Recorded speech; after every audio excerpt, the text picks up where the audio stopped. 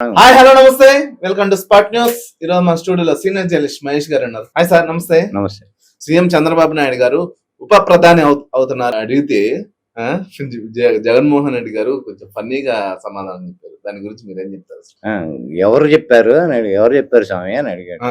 అవును, వాళ్ళ పేపర్లు అంటే మన పచ్చపత్రికలు బాగా ఉన్నాయి కదా, వాళ్ళ దానిలో రాసుకుంటున్నారు అని చెబితే, ఇక్కడ ముఖ్యమంత్రిగానే జనం భరించలేకపోతున్నారు, ఇంకా ఉప ప్రధానమంత్రి అయితే దేశంలో జనాలు ఏమైపోవాలి అని ఆయన అంటే సింపుల్ కొట్టిపడేశారు. ఉప ప్రధానమంత్రి అనేది వీళ్ళు అదే హైపు. ఇప్పుడు అక్కడ నితీష్ కుమార్ ని వాళ్ళు రాజ్యసభ ఇచ్చి సెంట్రల్ మినిస్టర్ చేస్తారు, రైల్వే మినిస్టర్ అని ఉన్న దానిలో మనోడు హైప్ క్రియేట్ చేయాలి కాబట్టి మనోడు ఏం తక్కువ, ఇంకా 40 years ఇండస్ట్రీ కాబట్టి ఈయన ఇంకా అంతకన్నా పెద్ద స్థాయిలో ఉప ప్రధానమంత్రి. ఇప్పుడు సేమ్ ఇప్పుడు మనం ఆలోచిస్తే పవన్ కళ్యాణ్ గారు ఇక్కడ డిప్యూటీ సీఎం, ఉప ముఖ్యమంత్రి, రాజ్యాంగబద్ధమైన పదవి కాదు, ఆయన మినిస్టరే. ఆయనకి ఇచ్చే ఫెసిలిటీలు ఏవైనా గానీ పే స్కేల్ ఏదైనా మినిస్టర్లకు ఇచ్చేదే ఇస్తారు, అంతే తప్ప ఆ పదవి ఎక్కడ రాజ్యాంగంలో లేదు. సేమ్ యాజ్ ఉప ప్రధానమంత్రి పదవి కూడా రాజ్యాంగంలో లేదు.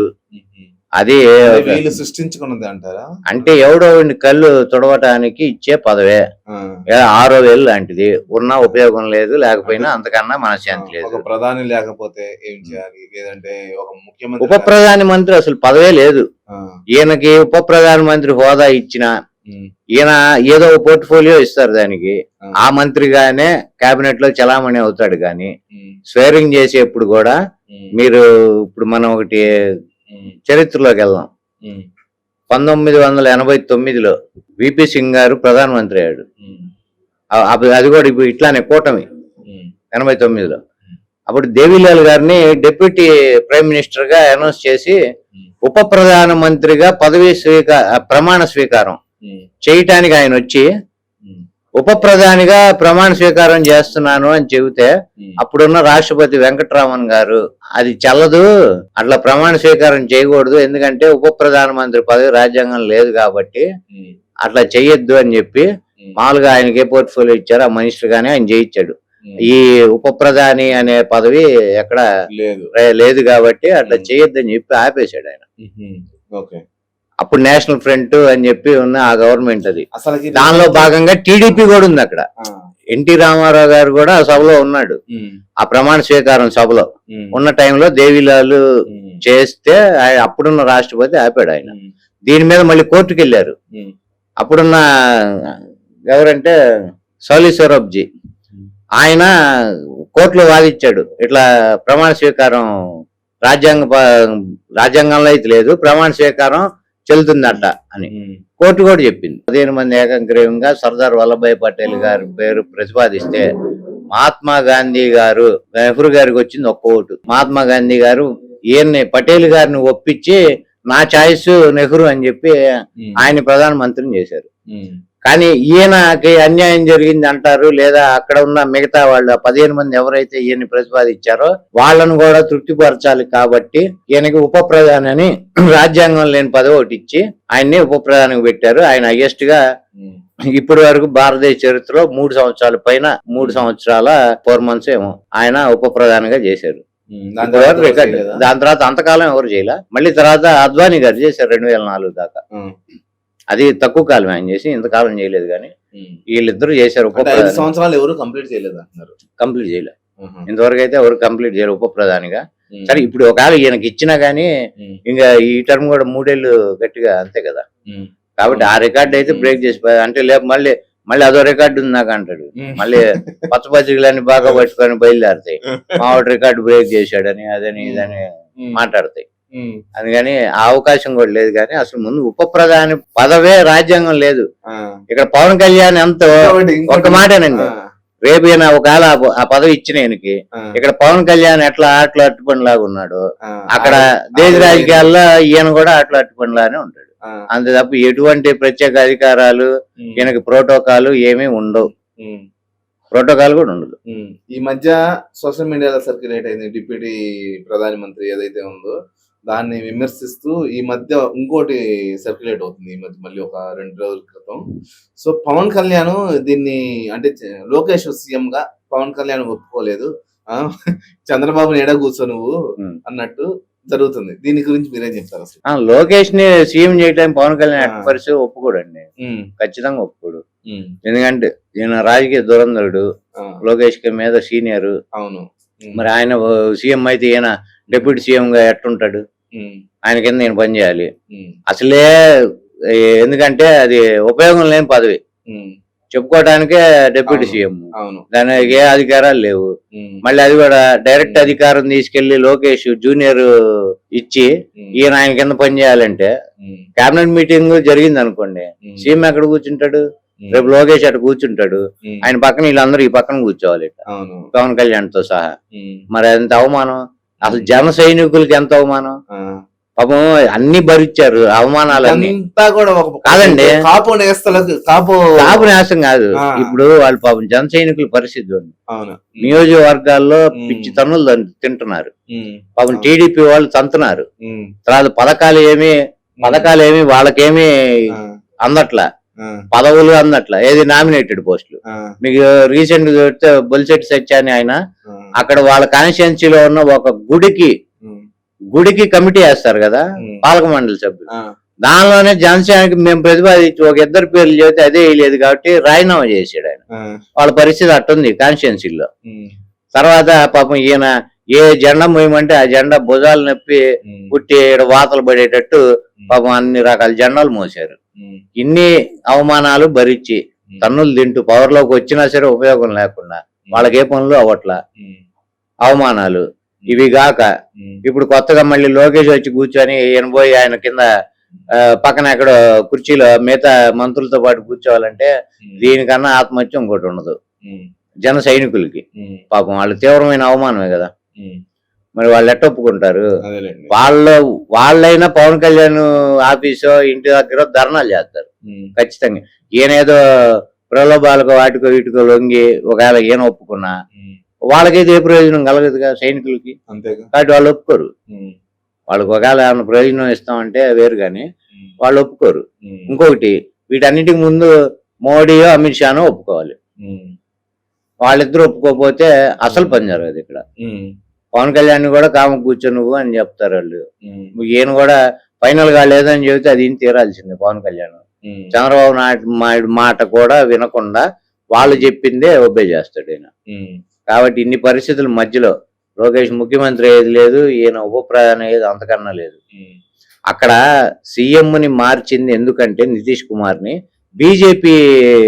ఉమ్, బీజేపీ వ్యక్తిని అక్కడ ముఖ్యమంత్రిని చేయటానికి బీహార్. చేయడానికి, అవును. సరే ఇప్పుడు ఇక్కడ చంద్రబాబుని డిప్యూటీ పిఎం చేశారు అనుకోండి, అసలు చిన్న సింపుల్ రీజన్ అర్థం కావట్లేదు వీళ్ళకి. ఉమ్, బీహార్ లో నితీష్ కుమార్ ముఖ్యమంత్రి, ఉమ్, ఆయన వేరే పార్టీ, ఉమ్, బీజేపీ లార్జెస్ట్ పార్టీ ఉంది కొంచెం అవును. అలయన్స్ లో. ఉమ్, ఆయన్ని గనక సెంట్రల్ లో రైల్వే మినిస్టర్ చేస్తే అది ఒప్పించి ఉమ్, కొడుకేమో డిప్యూటీ సీఎం ఇచ్చి ఉమ్, బీజేపీ వాళ్ళని ముఖ్యమంత్రి చేయాలి అంటే ఒక స్టేట్ బీజేపీ కింద ఉందని పెంచుకోవడానికి వాళ్ళ వ్యూహం. ఉమ్, అదే పని ఇక్కడ మనోళ్ళు వెంటనే అంటే వీళ్ళకి ఆ స్ట్రాటజీ అర్థం కాక మన పచ్చపత్రికలకి చంద్రబాబుని కూడా డిప్యూటీ పిఎం చేస్తారు, లోకేష్ సీఎం చేస్తారని ఊగుతున్నారు. ఇక్కడ ఒకటి మనం గమనించాలి, ఇక్కడ ఆయన తీసుకెళ్లి డిప్యూటీ సీఎం పిఎం చేస్తే బీజేపీకి వచ్చిన ఉపయోగం ఏంటి? ఏముండదు. ఇక్కడ సీఎం ఎవడవుతాడు? ఆయన కొడుకుని చేయాలి. బీజేపీ వాళ్ళు ఎవరుగా అవును కదా. ఆ, అవుతాడా? వాళ్ళకేంది అంత దూరం ఉండదు కదా. ఏం తీసుకెళ్లి అర్జెంట్ గా ఓవర్ నైట్ తీసుకెళ్లి ఉప ప్రధాని ఎందుకు చేయాలి? ఆ, నితీష్ కుమార్ చేయడానికి ఒక రీజన్ ఉంది. ఆ. ఇక్కడ ఈయన చేయటానికి ఒక స్టేట్ బీజేపీ కంట్రోల్ లో ఉంటుంది కాబట్టి చేయొచ్చు. చేశారు. సరే ఈయన అప్పుడు ఈయన కానీ ఉప ప్రధాని చేస్తే వాళ్ళు ఒకటే స్ట్రైట్ ఫార్వర్డ్ గా అడుగుతారు, ఉమ్, మా బీజేపీ సత్యకుమార్ను, మా పురంధేశ్వర్ను, పురంధరేశ్వర్ను, మా మాధవ్ గారినో లేకపోతే ఎవరో ఒకరిని వాళ్ళని సీఎం చేయండి. పురంధేశ్వర్ని సచ్చినా చేయడు. ఆ, సరే వాళ్ళని చేస్తా, వాళ్ళని చేయమంటారు కానీ ఇన్ కేసు బీజేపీ అయితే సోమవీర్రాజు గారు అట్లాంటి వాడిని మా ముఖ్యమంత్రిగా మా పార్టీ వాడిని చెయ్యి, నువ్వు నిన్ను అట్లానే మేము తీసుకొని నిన్ను డిప్యూటీ పిఎం ఇస్తాం అనే అవకాశం ఉంది తప్ప నీ కొడుకుని సీఎం చేయడానికి నిన్ను మేమెందుకు ఉప ప్రధాని చేయాలరా బాబు అంటారు. అది సింపుల్ అది కానీ బుర్ర ఉందా మాట్లాడే వాళ్ళకి?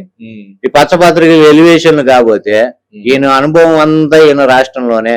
నేను మళ్ళీ ఇంకోసారి చెబుతున్నా, ఈయన సొల్లు కబుర్లు వినేవాడు ఆంధ్ర ప్రజలు తప్ప ఈయన ఎవరు నమ్మరు, ఉత్తరాదిలో అసలు నమ్మరు. ఎందుకు ఉత్తరాది ఎందుకు పోయారు? ఇప్పుడు తెలంగాణలో చూడండి, కేసీఆర్ గతంలో అన్నారు. భారతదేశంలో ఎవరైనా దట్టియెస్ట్ పొలిటీషియన్ ఉన్నాడు అంటే చంద్రబాబు నాయుడే అన్నాడు. ఓపెన్ గా ప్రెస్ మీట్ లో అన్నాడు ఆయన. ఈ పేరు చుట్టుపక్కల స్టేట్లలో మనకి బాగుంది, మారుమోగింది. సెంట్రల్ లో అసలు విపరీతం. ఎందుకంటే గతంలో 14-19 మధ్యలో పొత్తు పెట్టుకొని అవి చేసి మళ్ళీ అదే మోడీని తిట్టి, ఈయన తిట్టా, ఈయన బామ్మరితో తిట్టించా, తర్వాత ఎక్స్ట్రా వేషాలు వేసుకునే శివాజీతో కూడా తిట్టించా. అదేదో నల్ల చొక్కాలు వేసుకొని కదా, అదేదో రాష్ట్రం మొత్తం తెలుసు కదండి. అదేదో దీక్షను పెట్టి అక్కడ కూర్చొని నిన్న మొన్న పనికి మాలిన వేషాలు వేసుకొని ఇక్కడ మేకప్ లేసి తిరిగే శివాజీ కూడా అతనితో కూడా తిట్టించారు చంద్రబాబు నాయుడు పక్కనే కూర్చొని మోడీని.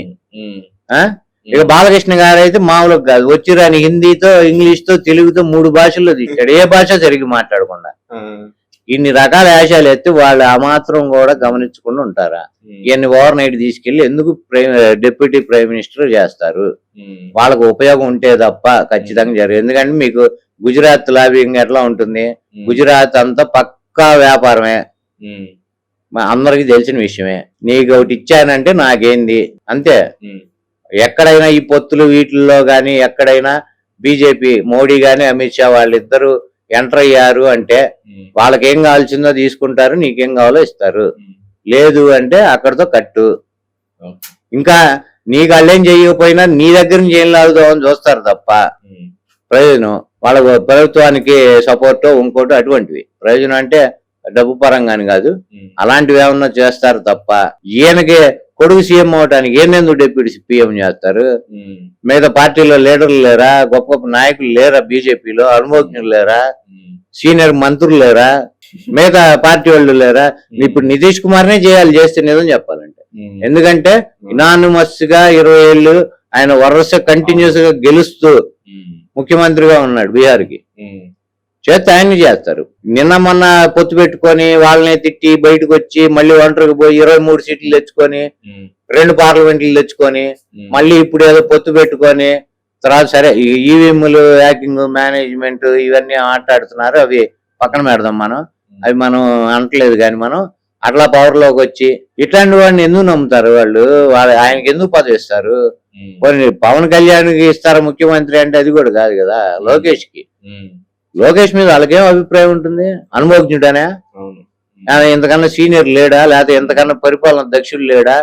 ఈయన అక్కడ మీరు చూడండి, మైలవరంలో ఈయన విద్యాశాఖ మంత్రి. మైలవరంలో నిన్న పిల్లలు, చిన్న పిల్లలు, పాపం స్కూల్ పిల్లలు, అన్నం బాగాలేదు, పురుగులు ఉన్నాయని చెప్పి ప్లేట్లు అన్నం తీసుకెళ్లి వరుసగా డస్ట్ బిన్నుల్లో వేయటం మనం చూసాం నిన్ననే. అది మైలవరం. ఆయన ఎవరు? మన వైసీపీ నుంచి వెళ్ళి మళ్ళీ గెలిచాడు ఆయన, కృష్ణప్రసాద్, ఆయన కాన్స్టిట్యున్సీ. అక్కడ జరుగుతుంటే విద్యాశాఖ మంత్రిగా ఉండి ఇట్లాంటి పనులు కూడా ఆయన పట్టించుకొని అంత బిజీగా రెడ్ బుక్ రాజ్యాంగాలు రాసుకుంటా కూర్చుంటుంటే ఈయన తీసుకెళ్లి ముఖ్యమంత్రిని వాళ్ళు ఎందుకు చేస్తారు? ఈయన తీసుకెళ్లి డిప్యూటీ పిఎం ఎందుకు చేస్తారు? ఏదన్నా రీజన్ ఉండాలి. వీళ్ళకి ఏంటంటే పచ్చపత్రికలకి చంద్రబాబు దేవుడు, చంద్రబాబు ఇంద్రుడు, చంద్రుడు అన్ని ఆయనే. ప్రధానమంత్రి అసలు రాష్ట్రపతికి కూడా ఈయన అసలు రాష్ట్రపతి పదవి మౌడికి తక్కువ అనే రకాలు ఇవి. ఇంకేమైనా పెద్ద పదవి కనిపెట్టండి. రాజకీయ దురంధరుడు, అపార రాజనీతిజ్ఞుడు, అపర చాణక్యుడు, ఇన్ని ఉన్నాయి కాబట్టి మావాడి బిరుదులు. ఈయనకి రాష్ట్రపతి పదవి కాదు, ఇండియాలో రాజ్యాంగం మార్చి ఏదన్నా ఇంకో అత్యున్నత పదవి ఏదన్నా, ఇప్పుడు మన ఇరాన్ లో సుప్రీం కమాండర్ కమైని మనం చనిపోయాడు చూసారా, సుప్రీం కమాండర్. అక్కడ దేశ ప్రధాన అధ్యక్షుడు వాళ్ళు ఉంటారు, ప్రధాని ఉంటారు, కానీ వాళ్ళకి మించిన పవర్స్ అతనికి ఉంటాయి. సుప్రీం కమాండర్ కమైని అట్లా ఆ టైప్ పోస్ట్ ఏదన్నా సృష్టించి అది ఇవ్వాలి చంద్రబాబు. కానీ రేపు పొద్దున వీళ్ళకి పిచ్చెక్కి అది కూడా మాట్లాడే రకాలు ఇవన్నీ. అంత ఎలివేషన్లు ఇస్తారు. సామెత చెప్పినట్టు పిచ్చి ముదిరిపోయిందంటే రోకలి తలకి చుట్టం అన్నట్టు అట్లా ఉంటాయి వీళ్ళ ఎలివేషన్. ఇవన్నీ అయ్యే పనులు కాదు. ఉగాది కాదు కదా, వచ్చే ఉగాదికి కూడా ఈయన ఉప ప్రధాని అయ్యే అవకాశమే లేదు, ఏది లేదు. ఒకవేళ వాళ్ళు మోడీ అమిత్ షా గాని ఒకవేళ డిసైడ్ అయినా ముందుగా జగన్మోహన్ రెడ్డిని సంప్రదిస్తారు.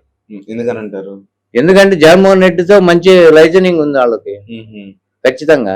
జగన్మోహన్ రెడ్డి నేను దూరం పెట్టలే వాళ్ళు. మీరు గమనించండి, ఏ ఎలక్షన్ వచ్చినా వాళ్ళు ఇక్కడికి వచ్చినా జగన్మోహన్ రెడ్డిని ఎప్పుడు విమర్శించాలి, గమనించారా? గత 5 ఏళ్ళు ప్రభుత్వం నడిపిన వ్యక్తిని అక్కడ అవినీతి చేశాడు, ఇక్కడ అవినీతి చేశాడు, ఇట్లా చండాలం చేశాడని చెప్పి ప్రతి ఒక్కళ్ళు మాట్లాడతాడు అపోజిషన్ వాడు. ఉమ్, కానీ వాళ్ళు 10 ఏళ్ళు పైన 12 ఏళ్లుగా దగ్గర దగ్గర పవర్ లో ఉండి గత 5 ఏళ్లలో ఉన్న జగన్మోహన్ రెడ్డిని ఉమ్, ఈ రాష్ట్రానికి వచ్చి ఆంధ్రప్రదేశ్ కి జగన్మోహన్ రెడ్డిని ఒక్క విమర్శ ఉమ్, చేశారా? లేదు. చేయలేదంటే అర్థం ఇక్కడ వాళ్ళ ప్రభుత్వం భాగంగా ఉన్న వాళ్ళు ఇక్కడ కూటమిలో ఉమ్, ఆంధ్రప్రదేశ్ లో ఉమ్, అపోజిషన్ లీడర్ని ఒక మాట తిట్టట్ల అగ్రనాయకత్వం ఉమ్, అంటే అర్థం ఏంటంటే అతని మీద సాఫ్ట్ కార్నర్ ఉంది వాళ్ళకి. కాబట్టి ఆ సాఫ్ట్ కార్నర్ ఉండటంతోను ప్లస్ పార్లమెంట్ లో ఏదైనా బిల్లులు అవి వస్తే కూడా జగన్మోహన్ రెడ్డి రీసెంట్ గా అమిత్ షా ఫోన్ చేసి ఆయన అడిగాడు ఉమ్, మాకు సపోర్ట్ చేయమని, దానికి వీళ్ళు అట్లా చేస్తామని చేశారు. ఉమ్, ఇట్లాంటివి కూడా ఉంటాయి. వాళ్ళకి ఖచ్చితంగా ఈయనకు కూడా ఇంటిమేట్ చేస్తారు. ఆ ఇన్ఫర్మేషన్ ఏమన్నా ఉండొచ్చు ఈయనకి, అందుకనే తేలిగ్గా నవ్వుకొని కొట్టిపారేశాడు. ఉమ్. ముఖ్యమంత్రిగానే ప్రజలు భరించలేకపోతున్నారు, ఇంకా దేశ ప్రజలు ఏం భరిస్తారబ్బా ఉమ్, అని నవ్వుకున్నాడు. ఉమ్, ఓకే ఓకే అండి, థ్యాంక్ యూ.